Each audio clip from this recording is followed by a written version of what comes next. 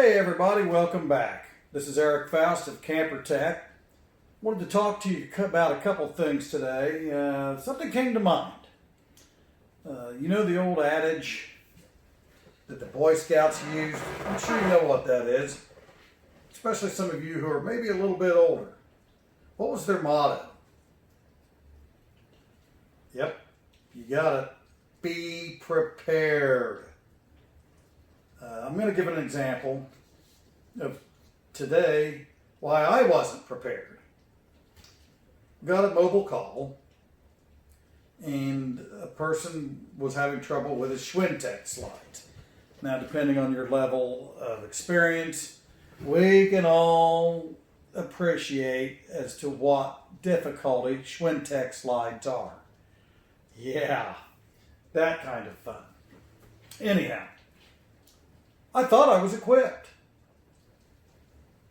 I had my truck packed with the tools.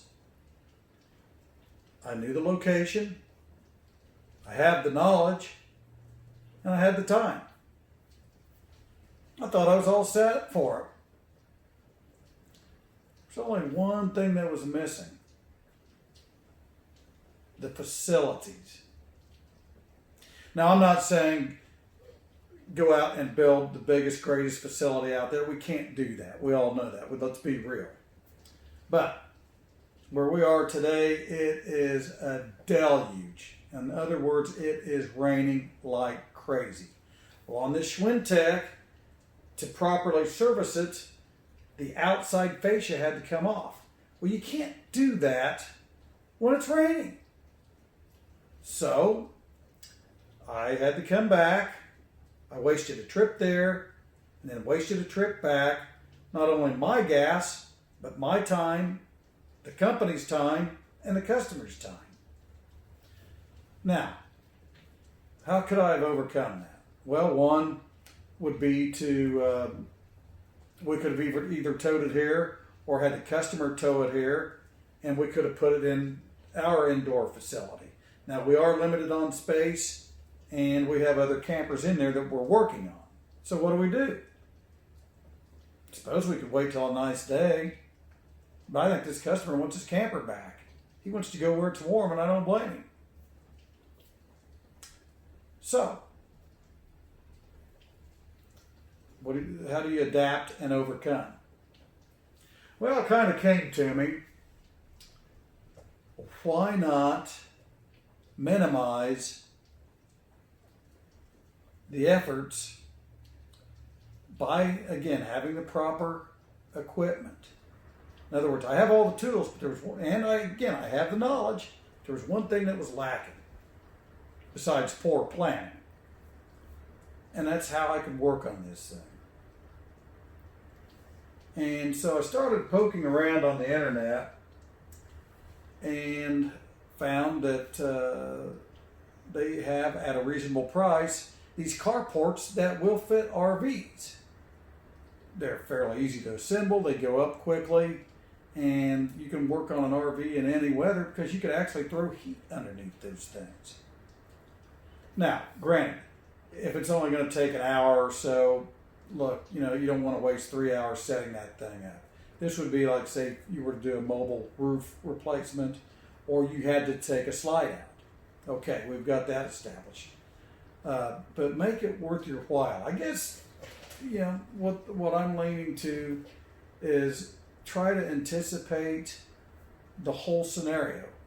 Now, had I thought ahead, I would have had this customer take a picture and text it over to me, email it to me, whatever, so I would know what I was getting into. Yes, there was a lot of mud around. Address that. We're going to get the proper equipment. Which leads me on to other areas of preparation. Let's say that you have to make a mobile call, or you have to go to an area on your campground where there's a permanent camper and that gravel is rough underneath there where you're going to be doing some work. Let's say that they have a plumbing problem underneath, or a part of the underbelly, it's collapsing from up underneath. Anything of that nature, you're going to be on your back for a long time, and believe me, I've done that. Last summer, it's like, God, it was really hurting my back. You're just laying on that sharp gravel, I've had to lay in mud. It's like, there's got to be a better way. I went and picked up a simple exercise mat. They're thick, they're big, and they protect your back from any irregularities and imperfections in the pavement or gravel or even the ground. And you can lay on your back for a long time, do your work without having to pull out and just have mud dripping off of you or gravel impregnated into your back. Again, they're cheap. You can get them anywhere. I mean, you can get them online. Get an 8x8. I've seen those. That's a perfect size. And they roll up into nothing more than like a tube. They even come in their own little canvas bag. Have that with you. Again, obviously, you need to have your tools with you. Be dressed for the occasion. Again, if it's going to be 30 degrees out, hey, wear your Carhartts. Get a pair of Carhartts, wear them. They're going to come in handy because it's not fun working on a unit outside when you're so shivering and cold that you can't even get a screw bit into the screw. Been there, done that, got the t-shirt. In other words, dress warmly. I mean, some guys even, and gals, don't get me wrong, they'll wear hunting socks. That's a great idea. Others wear motorcycle jackets that have heaters built into them and they work off of a rechargeable battery. That's a great idea. So in other words, think about your environment. I mean, look, you've gotten the tools. You've hopefully by now amassed some knowledge of how to resolve the problem or at least address it. So why not take care of the extemporaneous aspects of your environment? Because that does play a big part. I'm going to give you another example. Last summer I had to resecure the solar panels and replace the fantastic fan on an Airstream. Airstreams are awesome campers. But when it's 95 degrees out and you're on top of that surface that acts like a solar mirror. You remember back in the 70s and 80s, some of you are too young to remember, but they had those little, it was kind of like this. They were reflective material and you'd get your tan like so and the sun would be down on it. Your face is getting all nice and tan. That's what it is like on top of an Airstream, only multiplied by about 100. In other words, I should have probably worn long pants, believe it or not, long pants instead of shorts, because it burnt my legs crawling around on that thing because it was so hot. Portable fan, never hurts to have one of those. You've got a battery powered and they clamp onto things. You know what? It's enough of a breeze to get you through.